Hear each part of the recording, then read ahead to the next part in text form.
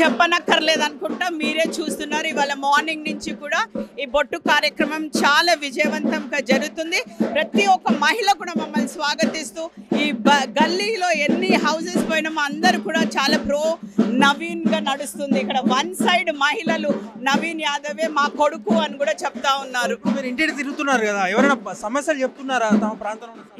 ఒకటే ఇన్ని ఇళ్ళు తిరిగినాక ఒకటే ఒక సమస్య, అది కూడా వాటర్ చిన్న ఇష్యూ, ప్రెషర్ రావట్లేదు అన్నది ఒక్కటే చెప్పిండ్రు. కానీ ఇంకేది కూడా నాకు ఇంకా సమస్యలు అయితే ఏ మహిళ కూడా చెప్పలే. వాళ్ళు చాలా ఎంతూజియాస్టిక్గా ఉన్నారు. రేపు ఎలక్షన్ ఎప్పుడు వస్తుంది, నవీన్ యాదవ్కి ఎప్పుడు గుద్దాలా అన్నట్టున్నారు. ఇక్కడైతే బీఆర్ఎస్ వాళ్ళు మాత్రం డిఫరెంట్గా చెప్తున్నారు.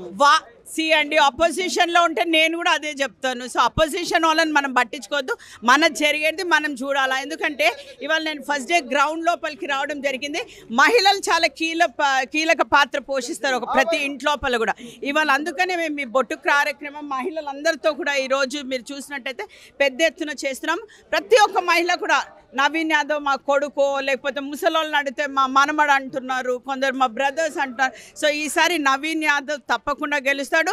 జూబ్లీహిల్స్ కాన్స్టిట్యుయెన్సీలో ఈసారి మా కాంగ్రెస్ జెండా ఎగరబోతుందండి. ప్రతిసారి జూబ్లీహిల్స్ తక్కువ పోలింగ్ పర్సెంటేజ్ నమోదవుతుంది. సో మీరు ఓటర్లకు ఏం చెప్తారు? అందుకని నేను అనుకున్నాను ఈసారి కొంచెం నవీన్ యాదవ్ది ఒక ఫైట్ నడుస్తుంది. ఎందుకంటే నవీన్ యాదవ్కి మనం మీరు చూసినట్టయితే ఇంతకుముందు ఇండిపెండెంట్గా కూడా నుంచున్నాడు, అప్పుడే ఆయన బాగా ఓట్లు వచ్చినాయి. ఈరోజు ఒక కాంగ్రెస్ పార్టీ నుంచి నుంచుంటున్నాడు. కాబట్టి ఈసారి చాలా మంది కూడా కొత్త ఓటర్లు ఉన్నారు, వీళ్ళందరూ ఉన్నారు కాబట్టి తప్పకుండా పెద్ద ఎత్తున పోలింగ్ కూడా అవ్వబోతుందని నేను అనుకున్నాను పర్సనలీ.